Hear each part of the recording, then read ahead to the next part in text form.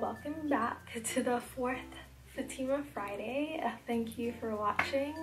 I'm hoping that you guys are enjoying these. I will definitely be including a different video soon, so let me know if you have any requests for anything. And happy almost Valentine's Day to all the people that are celebrating what. But yeah, let's get right into it.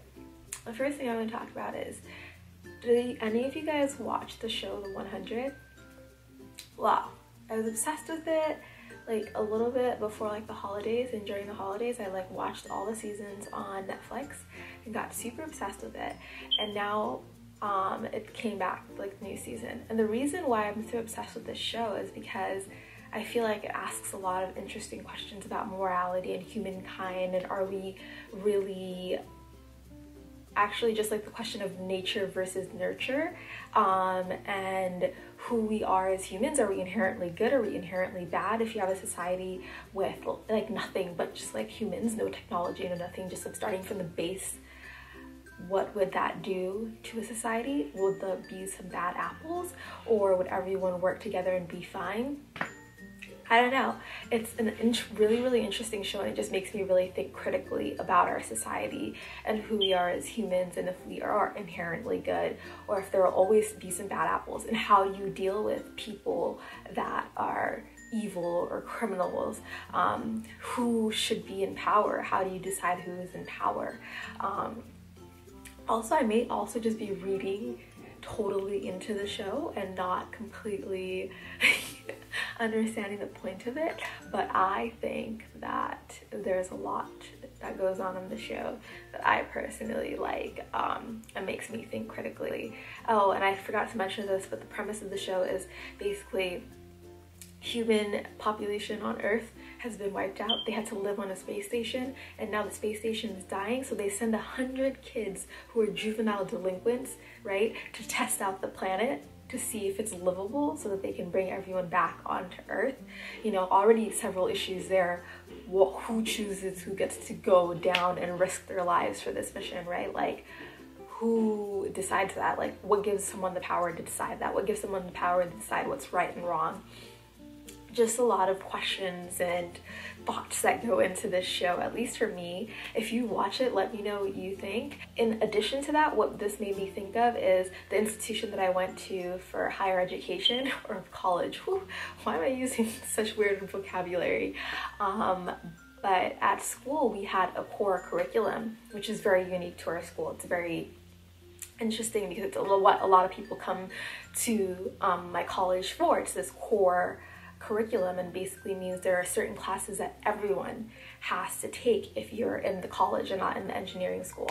The engineering school has a little bit of different requirements, but if you're in the college, which is like the liberal arts part, everyone has to take this course, these specific courses.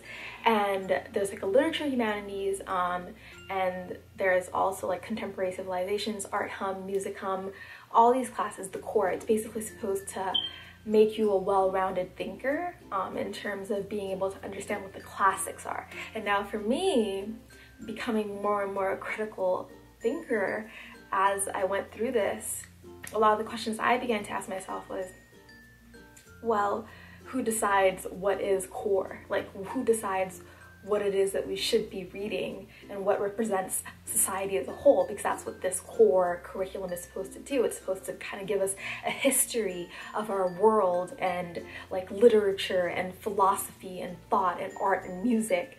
But like, who's deciding it? Because a lot of the classes that I was taking, a lot of the books that I read, we read many books, but basically my first literature humanities class, there were no African-American writers that I can remember right now.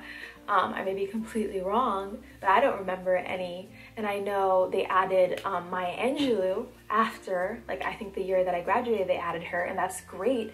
But it was very white male dominated. There weren't that many women. One of the first books by women that we read, I think, was Virginia Woolf. Jane Austen, obviously. We read Jane Austen before Virginia Woolf, but, you know, not as much diversity. So, like, it makes you really think about what it is we think is classics, right? There are a lot of people who created beautiful art and beautiful literature and beautiful music that may have been even before some of the stuff that we were reading, but they chose these pieces of literature to give to us and make us read because that's what's considered literature and the core and what Western civilization is. And the only reason why I'm mentioning this in regards to the 100 is because as I was watching it, comes a point where they show us all the stuff they've kept, and a lot of the stuff they kept are like Clair de Lune, right? The music by Debussy, a lot of Picasso paintings, a lot of paintings that not necessarily very diverse in paintings, and this is what kind of represents even today, I guess, right? What we should remember about our society. And so for me, it's like, if that happened today, that's probably what we would keep, right? How about all of the Black authors that have contributed, like Chinua Achebe? His writing is amazing. He should totally be considered a classic, in my opinion. I don't know, I feel like I'm ranting now, but just thinking about how the people in charge of choosing these things are kind of influencing us as a whole, and influencing just the way a lot of people think, including people who are going through cores or things similar to that in other institutions. Don't get me wrong, I loved the core. It made me a very, very well-rounded thinker. I just wish that it was a little more diverse. I wouldn't trade it for the world, but obviously I feel like being a part of our society requires that you be kind of a critical thinker and critique things to make them better. And so that's kind of why I'm talking about it. Not that I think it should be abolished. No, I think it's a great thing and it should stay, but you know, make some changes. Oh my God. Moving on to lighter things. At least we beat Harvard. Yes, shout out to my alma mater because we beat Harvard. Let's do any day that we beat Harvard is a good day. In basketball, we usually don't beat them in football. We're just not that good, let's be real. Now the next thing I want to talk about is obviously The Bachelor, because I always talk about The Bachelor. Jubilee basically made me realize that The Bachelor would never work for me. I would probably leave like her because we're just like so similar. So yeah, no Bachelor for me, no matter how cute he is. Even if they bring back a Sean Lowe lookalike, he's like my favorite Bachelor. Even if they bring back a lookalike, I don't think that's gonna happen. Olivia is rude as heck. I don't think she's going home next week, but she's so rude. The teen mom comment, like, bro, did you really tell this woman who's like older than you and has been married and has children that her having children reminds you of teen mom? And then you tried to cover it up, like, hey, you needs to go home. That's just rude and disrespectful. Like, yeah, you were crazy before, but now you're just not cool. Like, basic respect, no. Also, Ben, the Bachelor, he woke all the girls up at 5 a.m. at one point for one of the dates to wake up one of the girls, and I think they do this all the time just to show people without like makeup and their full faces done. And he did it this time and it was hilarious. He walks in and someone left, I think, one of their extensions on like the dresser. He picks it up and he's like, whose weave is this? I literally died. I wanted to stop and die because I was like, did he just ask whose weave that is? Like, I would die if that was me. And then the girl that he took to the date woke up so pretty. I was like, girl, were you asleep or not? Because if it was me, I would not have woken up pretty. I would have woken up with my silk cap on and my sweatpants, just looking all kinds of crusty. So you need to tell me what your secrets are, girl. So the next thing I want to talk about is actually the SAG Awards. The fashion. Basically, I didn't actually watch the awards. I watched the Fashion Police because, you know, fashion is life. The theme for the night to me was like really a lot of color, which is really interesting to me because I usually am not drawn to lots of color. I'm like really into like neutrals, black, white. I feel like you probably know this. Black, white, nudes, you know, maybe greens. Really into greens, so yeah. Basically, the SAGs were slay day. I want to start off with Rachel McAdams. Love her, love her, love her, love her. Not only because she was in the Notebook, but just because I think she's really awesome. And she dresses well, which is shown by the fact that she wore freaking Ellie Saab. Ellie Saab. I'm gonna insert a picture. She looked amazing. The back was on point. Low back. I love Ellie Saab. If you don't know this, there are very few things I wouldn't do to have a sit down with Ellie Saab, basically, or have one of his dresses custom made for me. If I ever get married, Ellie Saab, I'm coming for you. I'm coming for you. And then Alicia Vikander. So at first, I looked at it and I was like, I don't know if I like that dress. Like, I don't know. She was wearing Louis Vuitton. It was very sparkly, you know, like head to toe, but it was a really, really nice silhouette and looks really, really good on her. So A+ for her. I don't know if I could ever rock that dress, but it looked good on her. I wouldn't say that it's like, was my favorite look, but the girl was slaying it. She was slaying it. And then Brie Larson was also slaying it. She was wearing this baby blue dress. I forget the designer. I'll insert a picture.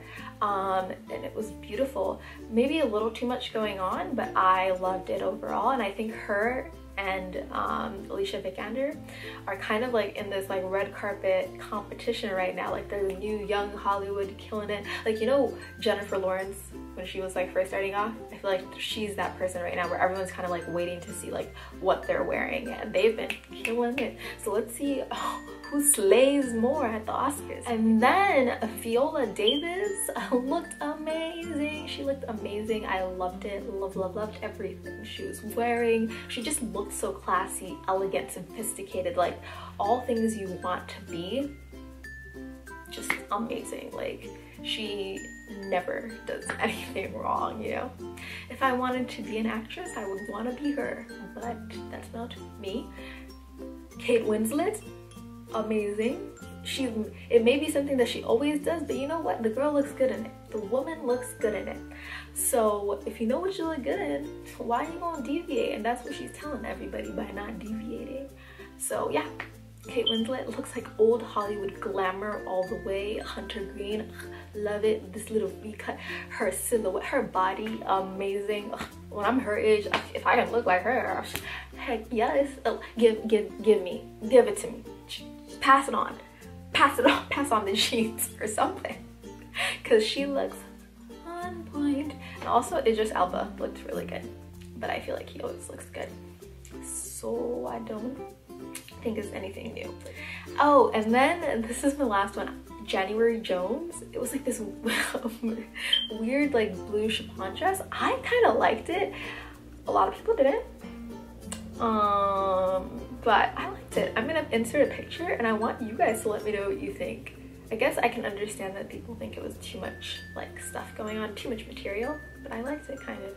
It kind of reminded me of like a fairy princess, but maybe that's not appropriate for the SAG Awards. So my favorite song for this week is Romantic by Koredo, Bello, featuring Tiwa Savage. Love it. If you don't know, my parents are from Guinea. It's a country on the west coast of Africa, and I'm like into West African music. A lot of the time it's Nigerian music, and this particular one, my friend who has a YouTube channel mentioned in her last video, and it's her name is just Lost JC on YouTube if you're interested. And now I'm obsessed with it. So JC, thank you for inspiring this song of Believe It.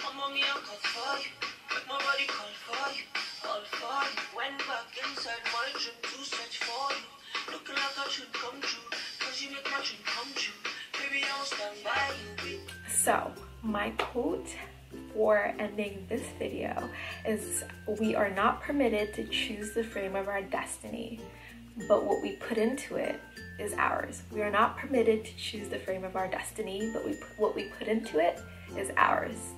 So I think it's interesting, this interesting dichotomy between the preconceived and the not preconceived. Let me know what you think about that. Thank you guys so much for watching. I really, really appreciate it. Stay tuned for the next one. Let me know what you think about any of the topics that I talked about and any of the topics that you want me to talk about in the future.